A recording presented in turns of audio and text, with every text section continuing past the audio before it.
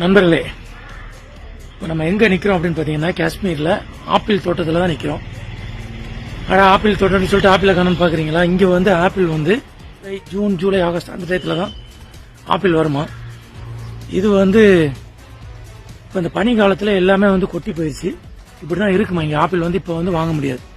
நீங்க வந்து காஷ்மீர்ல வந்து ஆப்பிள் வந்து லைவா வாங்கணும் அப்படின்னு சொன்னீங்கன்னா நீங்க வர வேண்டிய டைம் என்ன அப்படின்னு நீங்க பாத்தீங்கன்னா ஜூலை, ஆகஸ்ட் அந்த டயத்துல தான் நீங்க வந்து ஆப்பிள் பார்க்கலாம்.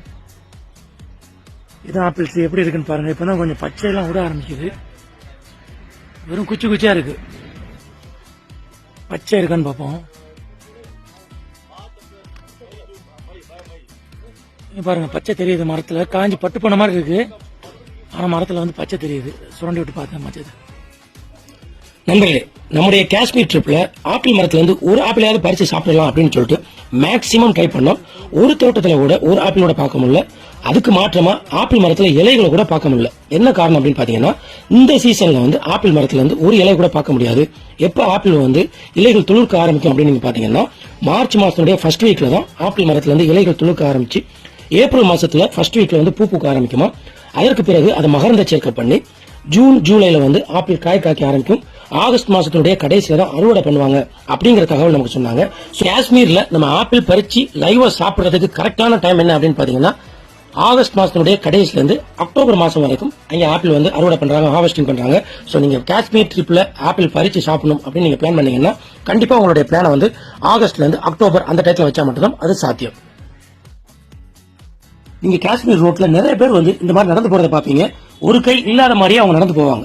என்ன காரணம் அப்படின்னு பாத்தீங்கன்னா, அவங்க டிரெஸ் உள்ளக்கு வந்து அந்த குளிரை தாங்கிறதுக்கு வந்து கங்கடி அப்படின்னு சொல்லிட்டு ஒரு இது வச்சிருக்காங்க. அது என்ன கங்கடி அப்படின்னு பாத்தீங்கன்னா, மூங்கிலான அந்த பெரும்பாலான கூடையில ஒரு மண் சட்டியில நெருப்பை வச்சு அந்த நெருப்பு கூடையை வந்து டிரெஸ் உள்ள வந்து அவங்க பிடிச்சிக்கிறாங்க.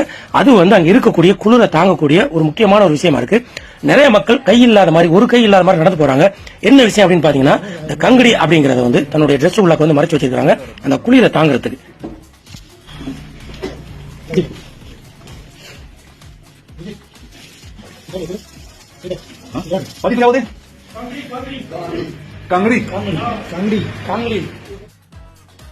நண்பர்களே, இந்த வீடியோல காஷ்மீர் ஆப்பிள் சம்பந்தமான ஒரு சில தகவலை நம்ம சொல்லியிருப்போம்.